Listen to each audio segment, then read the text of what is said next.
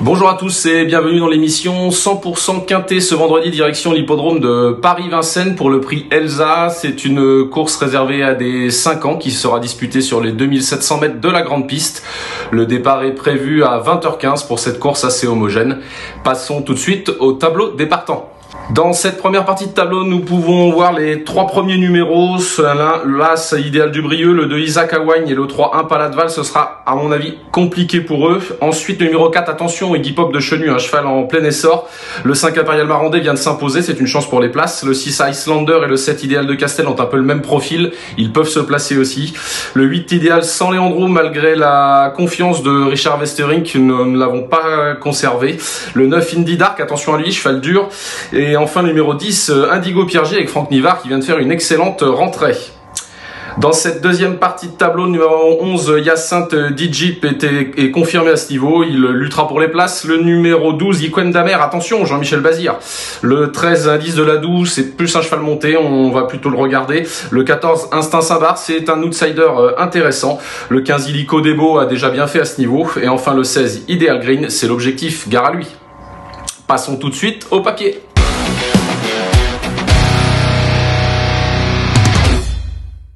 Dans ce quintet assez ouvert, un cheval se détache tout de même, le numéro 16, Ideal Green. On va pouvoir le revoir à l'œuvre le 28 avril 2023 à Vincennes sur le parcours dans le prix Claudia. Ce jour-là, il avait pris son temps pour venir aux avant-postes et s'était installé en tête dans la descente. Il avait ensuite, comme on dit, appuyé sur l'accélérateur pour écœurer ses adversaires au train. Et il s'était imposé très courageusement, résistant à un bon finisseur. Un cheval très performant. D'ailleurs, nous avons une fiche spéciale pour ce Ideal Green. Pieds nus sur le parcours, c'est simple, c'est 3 courses et 3 victoires, soit 100% de réussite. Les 3 courses avec François Lagadoc qui sera à son sulky. Il vient de faire une rentrée ferrée en vue de cette course. Pieds nus au plafond des gains. C'est un favori, tout ce qu'il y a de plus logique. En deuxième position, j'ai placé le numéro 12, Iquem Damer. On va le revoir à l'œuvre récemment, le 4 septembre à Cran, dans le prix des transports gillois. C'est un cheval qui a toujours été estimé par son mentor Charles Dreux, mais qui avait eu un petit peu des soucis et qui avait été arrêté. Là, ce jour-là, Eric Raffin, qui le drivait, était venu en tête au bout d'un tour avant d'être relégué sur une 3e ligne à la corde. Il avait réussi à se sortir de l'emprise du peloton dans le dernier tournant et était venu mettre tout le monde d'accord à l'issue d'un joli sprint. On voyait que c'est un cheval qui a des allures assez rasantes, donc c'est peut-être pas le cheval de la grande piste. Eric Raffin sera à pied ce vendredi, donc on a fait appel à Jean-Michel Bazir. Il est certes plus à l'aise à droite, ce cheval Iquem Damer, mais avec son absence, il se retrouve un petit peu en retard de gain et retrouve des lots dans ses cordes. Je pense qu'on peut compter sur lui avec le maestro dans le sulky. En 3e place, j'ai passé un outsider, ce sera le numéro 14, Instinct Saint-Bar. C'est un cheval pareil qui a fait des très belles années à 3 et 4 ans avant d'être arrêté. Il a un petit peu de mal à retrouver la bonne carburation, mais je pense que c'est un cheval qui il va débuter à Vincennes d'ailleurs, mais il devrait se plaire sur les 2700 mètres de la grande piste. Et surtout, il retrouve Antoine Vils. On a une fiche spéciale avec ce Antoine Vils. Il a couru 11 fois pour 6 victoires et 5 fois dans les 5 premiers, c'est-à-dire qu'il est jamais sorti du quintet avec Antoine Vils. Donc je vais tenter ce petit Instinct Saint-Bar car je le pense sur la montante. En 4e position, j'ai placé le numéro 10, Indigo Piergy. Indigo Piergy qui est bien connu à ce niveau, très régulier. Il y aura Franck Nivard dans le sulky. On va le revoir lors de sa rentrée récemment le 16 août à Enghien dans le prix des grandes carrières. Ce jour-là, il avait patienté sur un 3e rang à la corde et il avait mis un petit peu de temps à trouver l'ouverture avant de la trouver justement à mi-ligne droite.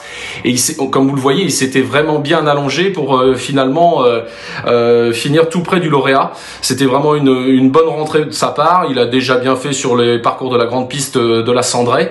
Voilà, il y a juste le petit X et la 2e course après une très bonne rentrée qui peut toujours être un petit peu moins bonne. Mais bon, on va lui faire confiance. Son entraîneur est confiant dans l'entraînement. Ce Indigo Piergy a tout pour lui pour faire l'arrivée de ce quintet. Et enfin, en 5e position, j'ai gardé le numéro 4, Iggy Pop de Chenu. Alors lui, c'est simple, c'est un cheval, on a une fiche spéciale sur lui depuis qu'il évolue pieds nus. Il a vraiment franchi un palier. Il a couru 3 fois pour 2 victoires et 1 place, soit 100% de réussite. La dernière, c'était une 2e place sur le parcours qui nous intéresse, où il avait dû voyager le nez au vent, mais il avait rien lâché pour finir, battu par un bon Indian Pacific qui est bien connu à ce niveau. Voilà, je pense que ce cheval-là, qui est en plein essor, il va falloir s'en méfier dans ce quintet, car il est capable de monter de catégorie. Voilà, il est temps de passer à notre sélection.